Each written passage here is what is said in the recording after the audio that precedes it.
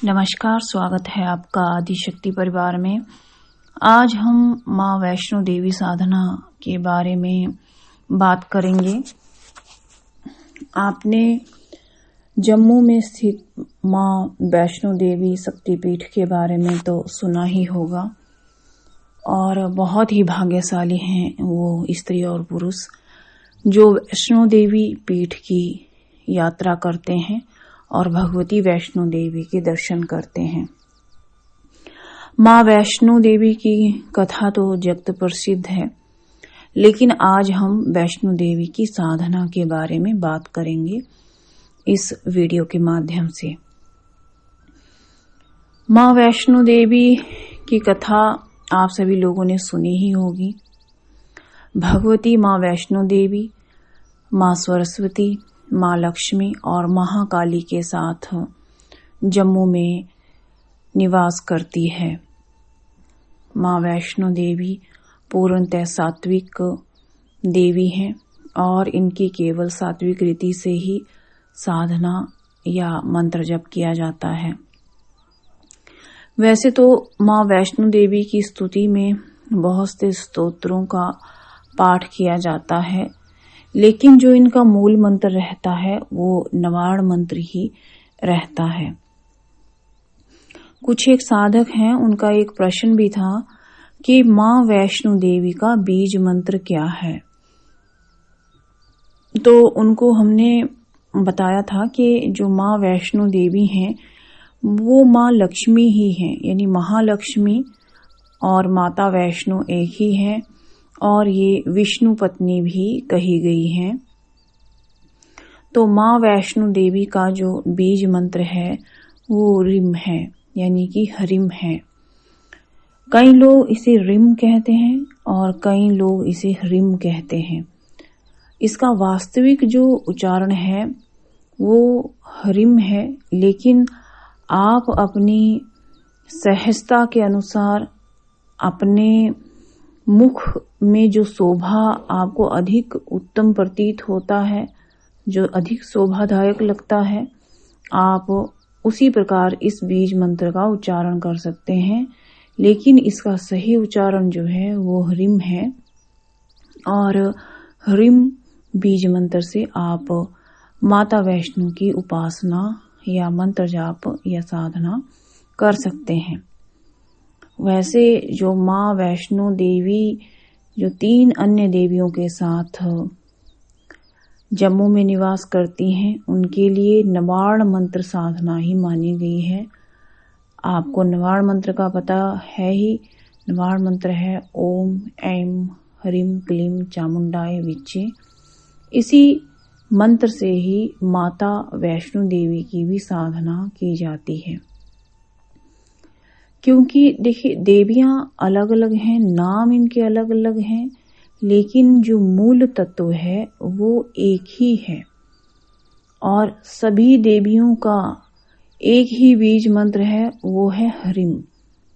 हालांकि जो वागवाणी की देवी हैं यानी माता सरस्वती, उनका बीज मंत्र एम है। महालक्ष्मी और वैष्णो देवी जी का बीज मंत्र हरिम है और महाकाली का जो बीज मंत्र है वो कलिम है। लेकिन संयुक्त रूप से जो बीज मंत्र माना जाता है या जो परम शक्तिशाली बीज मंत्र माना जाता है वो हरिम ही है। तो अब हम बात करते हैं कि किस प्रकार से माँ वैष्णो देवी साधना आपको करनी चाहिए। सर्वप्रथम आप चाहे रात्रि को, आप चाहे भोर यानी सुबह के समय आप उठ करके, जब सूर्योदय नहीं हुआ हो उस समय आप उठ करके स्नान करके लाल वस्त्र धारण करके भगवती वैष्णो देवी का फोटो या उनका कोई विग्रह यदि आपके पास है, या जो है नवाड़ मंत्र का जो सिद्ध यंत्र रहता है यानी माँ दुर्गा जी का, वो आप एक चौकी पर लाल कपड़ा बिछाकर उस पे रख करके उस यंत्र के आगे शुद्ध गाय के देसी घी का दीपक जला करके और भगवती को उत्तम किस्म के फूल अर्पित करके, पंचमेवा अर्पित करके भगवती की स्तुति दोनों हाथ जोड़ करके प्रारंभ करें। सबसे पहले माँ वैष्णो का ध्यान करें, उनके सुंदर स्वरूप का ध्यान करें और मन ही मन उनका आवाहन करें। आप इसमें आवाहिनी मुद्रा का भी प्रयोग कर सकते हैं। उसके बाद आप सर्वप्रथम दुर्गा स्तुति करें। अथ सप्तश्लोकी में जो दुर्गा स्तुति जो दी गई है उसका आप पाठ करें। उसके बाद कवच का पाठ करें, अर्गला का पाठ करें, कीलक का पाठ करें, फिर दुर्गा 32 नामावली, महिषासुर मर्दिनी स्तोत्र और फिर नवाड़ मंत्र जप का पाठ करें। आप चाहें तो इसकी 21 माला वो आप जाप कर सकते हैं। कमलगट्टे की माला पे आप यदि वैष्णो देवी की साधना कर रहे हैं तो आप कमलगट्टे की माला पे इसका जाप करें। उसके बाद जो है सिद्ध कुंजिका स्तोत्रम, क्षमा प्रार्थना और फिर आप आरती कर लें भगवती अंबिका की। वही आरती माता वैष्णो देवी के लिए भी चलेगी। उसके बाद दोनों हाथ जोड़कर आराम की अवस्था में बैठ कर के आप ध्यान कर सकते हैं। ये विधि है 1 दिवसीय विधि वहाँ वैष्णो देवी साधना की। इसी प्रकार ही आप 41 दिन या 21 दिन या 101 दिन भी इस साधना को कर सकते हैं। दशांश हवन करें, दशांश तर्पण करें, दशांश मार्जन करें। आप देखेंगे कि साधना के कुछ ही दिन बीतेंगे और भगवती माता वैष्णो देवी की आपके ऊपर असीम कृपा होने लगेगी। वैष्णो देवी के जो लोग भक्त हैं या मंत्र जाप करते हैं या जो दीक्षा लेकर साधना करते हैं उनके लिए माता वैष्णो देवी धन के अपार भंडार कर देती है। सुख शांति समृद्धि उन लोगों के घर में आती है। वाक सिद्धि भी प्राप्त होती है। देखिए, जैसा कि आपको पता है माँ वैष्णो देवी की जो कथा है, जब भगवान श्री राम लंका विजयी होकर वापस अपने विमान से लौट रहे थे, माता वैष्णो देवी के तप के बल पर ही उनका विमान रुक गया था। तब भगवान श्री राम स्वयं उनके सामने उपस्थित हुए थे और उनकी तपस्या का वरदान देते हुए उन्होंने कहा था कि आप जाइए और माता सरस्वती, माता लक्ष्मी और माता कालिका के साथ आप जम्मू में निवास कीजिए। जब कलयुग का अंत होगा तब मैं एक नया अवतार लेकर के इस पृथ्वी लोक पे आऊँगा और आपका वरण करूँगा।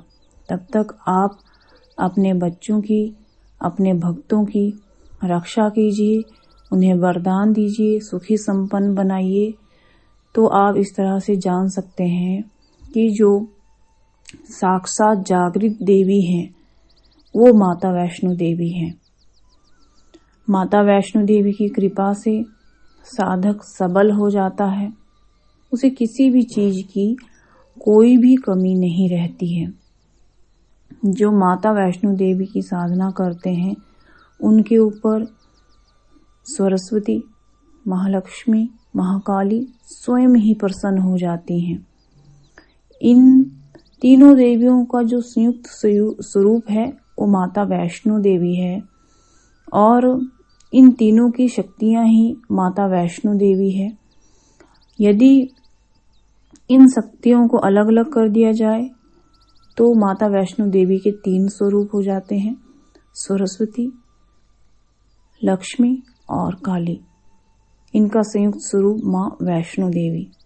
एक और बात, जो लोग माता वैष्णो देवी के भक्त हैं उन्हें ना खाने योग्य पदार्थों का जैसे अंडा, मांस, मछली का उपयोग बिल्कुल ही वर्जित कर देना चाहिए, क्योंकि ये वैष्णवी हैं और शराब, धूम्रपान या शारीरिक संबंध अन्य चीजों का इसमें परहेज रहता है।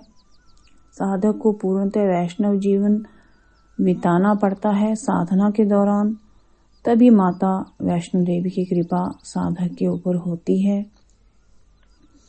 और जो लोग माता वैष्णो देवी की साधना करना चाहते हैं या दीक्षा लेना चाहते हैं, वो हमारे पीताम्बरा परिवार में संपर्क कर सकते हैं। और जो लोग यहाँ से कवच इत्यादि मंगाना चाहते हैं, वे लोग व्हाट्सएप कर सकते हैं।